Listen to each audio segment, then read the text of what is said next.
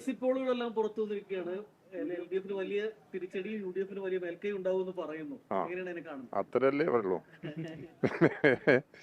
ഈ exit poll കഴിഞ്ഞ തെരഞ്ഞെടുപ്പിലുണ്ടായിരുന്നല്ലോ.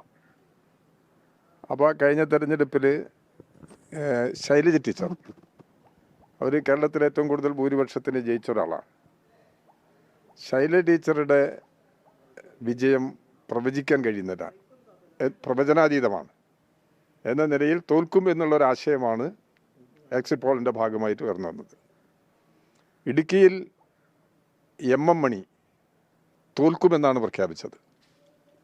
കോഴിക്കോട് ജില്ലയിൽ ഈ ബേപ്പൂർ അസംബ്ലി മണ്ഡലവും ബാലുശ്ശേരി അസംബ്ലി മണ്ഡലവും തോൽക്കുമെന്നാണ് പ്രഖ്യാപിച്ചത്.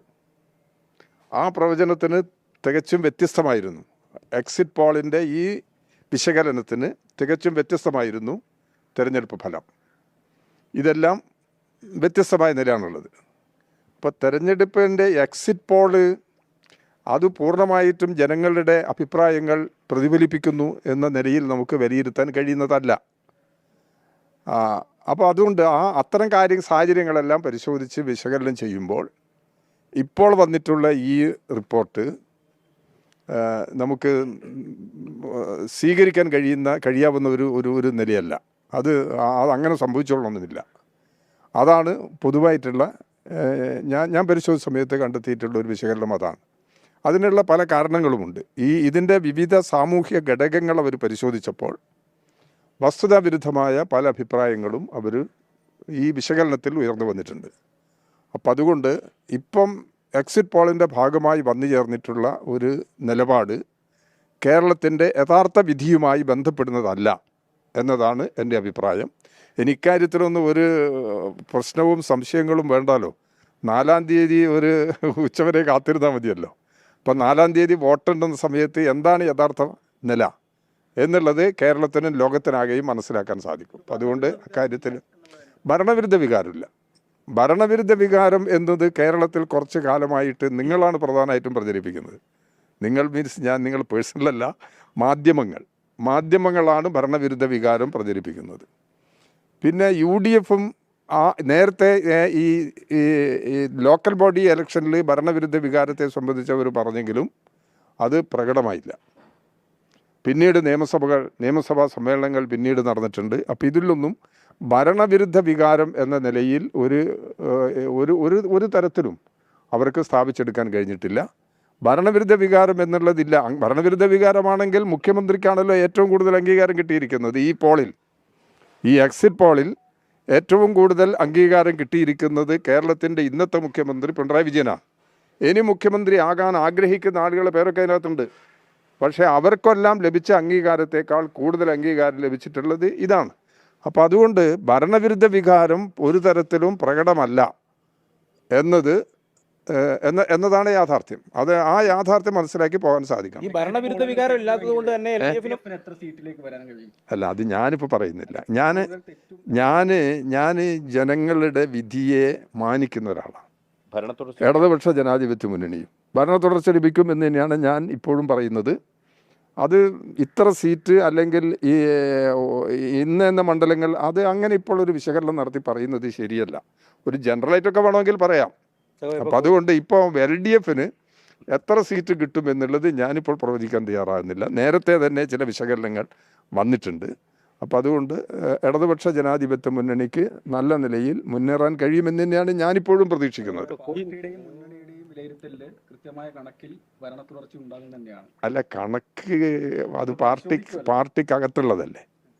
ആ പരിശോധന പാർട്ടിക്കകത്ത് മാത്രമാണ്. അത് പുറത്ത് പറയുന്ന പരിശോധനയല്ല. ആ പരിശോധനയൊക്കെ ഞങ്ങൾ മനസ്സിലുണ്ട്, നിങ്ങൾ കൂട്ടിക്കൂടി. അപ്പം അതുകൊണ്ട് പക്ഷെ അതങ്ങനെ നമുക്ക് പറയാൻ പറ്റുന്നതല്ല. അപ്പം അതുകൊണ്ട് ഇത്ര സീറ്റ് എന്ന് പറയുന്നത് ഒരിക്കലും CPM-ൻ്റെ സംസ്ഥാന സെക്രട്ടറി ഗോവിന്ദ മാഷ് പറഞ്ഞത് 90 സീറ്റിലധികം കിട്ടും. അത് അദ്ദേഹത്തിൻ്റെ ഒരു വിശകലനമാണ്. അത് അങ്ങനെ പറഞ്ഞു. പക്ഷേ ഇടതുപക്ഷ ജനാധിപത്യ മുന്നണി ഇത്ര സീറ്റ് കിട്ടും എന്നുള്ളൊരു വിശകലനത്തിലേക്ക് എത്തിയിട്ടില്ല. അങ്ങനെ പറഞ്ഞില്ല.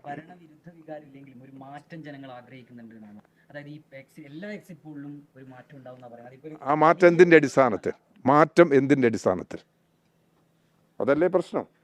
ആ മാറ്റം നിലവിലുള്ള ഭരണം മോശമാണെങ്കിൽ ഈ ഭരണത്തെ ഒന്ന് മാറ്റണം. പിന്നെ ചിലർ അങ്ങനെ പറയുന്നു എന്ന് പറയുന്നുണ്ട്. ഇത് മാറ്റം വേണം എന്ന് പറയുന്നവർ എന്തിൻ്റെ അടിസ്ഥാനത്തിൽ മാറ്റം വേണം അത് അവർ പറയട്ടെ, അത് വ്യക്തമാട്ടെ. അതിപ്പോൾ ഇലക്ഷൻ കഴിഞ്ഞാലും നമുക്കത് ചർച്ച ചെയ്യേണ്ടി വരും. ഇലക്ഷൻ കഴിഞ്ഞാലും അത് ചർച്ച ചെയ്യേണ്ടി വരും. ഇലക്ഷൻ കഴിഞ്ഞിട്ടും ചർച്ച നടത്തിയിട്ട് അത്തരം പ്രശ്നങ്ങളിൽ ഇപ്പോൾ ഇലക്ഷന് മുമ്പ് ഇന്ന കാരണം കൊണ്ട് മാറ്റം വരണം എന്ന് ആരും ഉന്നയിക്കപ്പെട്ടിട്ടില്ല.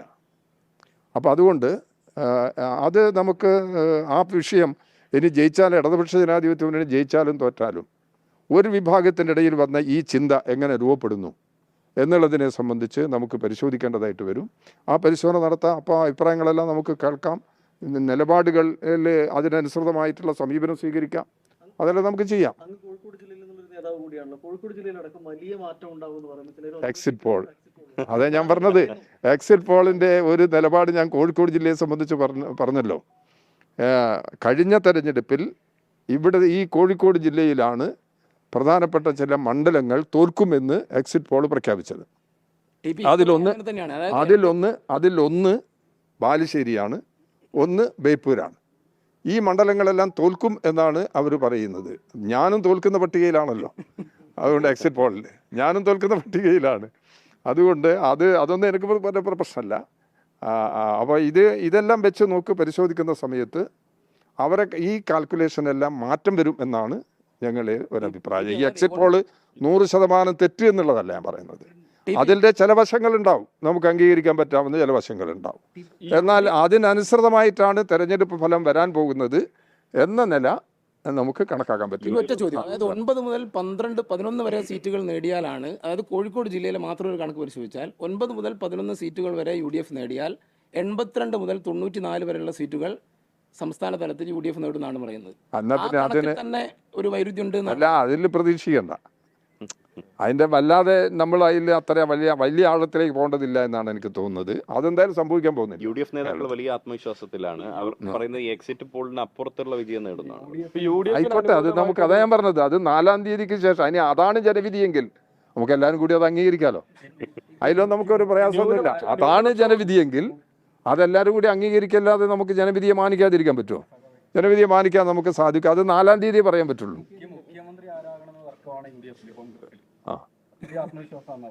അതായിക്കോട്ടെ,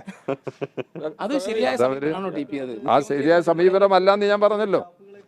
ഞാൻ എന്താ പ്രശ്നം എന്ന് പറഞ്ഞാൽ, ഈ മുഖ്യമന്ത്രിയെ സംബന്ധിച്ച് മുൻകൂട്ടി ഇങ്ങനെ ഒരു ചർച്ച നടത്തുക യഥാർത്ഥത്തിൽ നമ്മുടെ നാടിൻ്റെ ജനാധിപത്യ ബോധത്തെ പരിഹസിക്കുന്നതാണത്.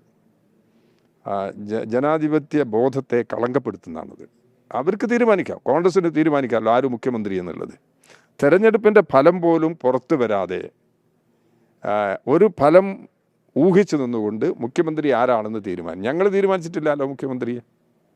ഇടതുപക്ഷ ജനാധിപത്യ മുന്നണി മുഖ്യമന്ത്രിയെ തീരുമാനിച്ചിട്ടില്ല, CPM തീരുമാനിച്ചിട്ടില്ല, ഒരിക്കലും തീരുമാനിച്ചിട്ടില്ല. കഴിഞ്ഞ തെരഞ്ഞെടുപ്പിലോ അതിൻ്റെ മുമ്പത്തെ തെരഞ്ഞെടുപ്പുകളോ ഒന്നിലും തീരുമാനിച്ചിട്ടില്ല. തെരഞ്ഞെടുപ്പ് ഫലം പുറത്തു വന്നതിന് ശേഷം ആരാണ് നേതാവ് എന്നുള്ളത് തീരുമാനിക്കും, ആരാണ് മുഖ്യമന്ത്രി അല്ലെങ്കിൽ മന്ത്രിമാർ എന്നൊക്കെയുള്ള തീരുമാനം അതിനുശേഷം എടുക്കേണ്ടുന്ന ഒരു കാര്യമാണ്.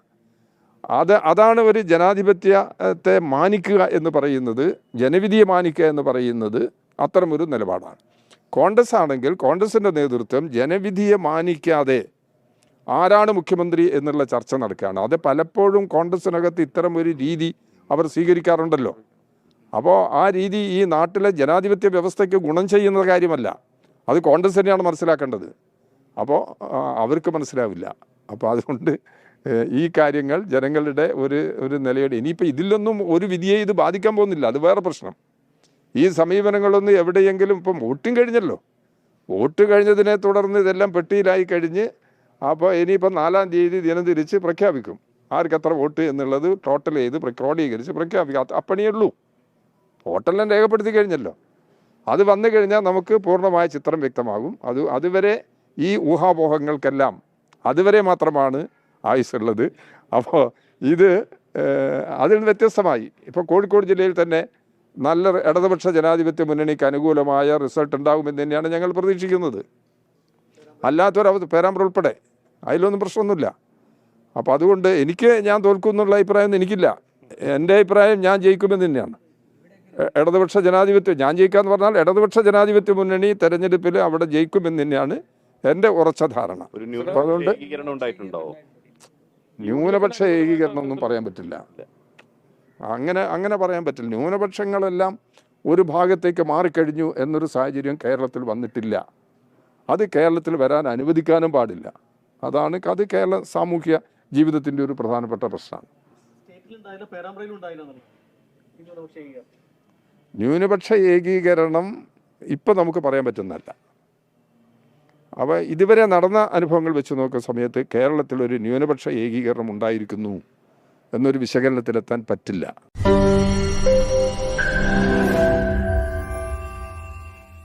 ലോകത്തെവിടെയായാലും ഏത് സമയത്തും 24 വാർത്തകളും ഓഗ്മെന്റഡ് റിയാലിറ്റി പാക്കേജുകളും എക്സ്പ്ലെയിനറുകളും വിശദമായി കാണാൻ ഞങ്ങളുടെ യൂട്യൂബ് ചാനൽ നിങ്ങൾക്ക് സബ്സ്ക്രൈബ് ചെയ്യാം.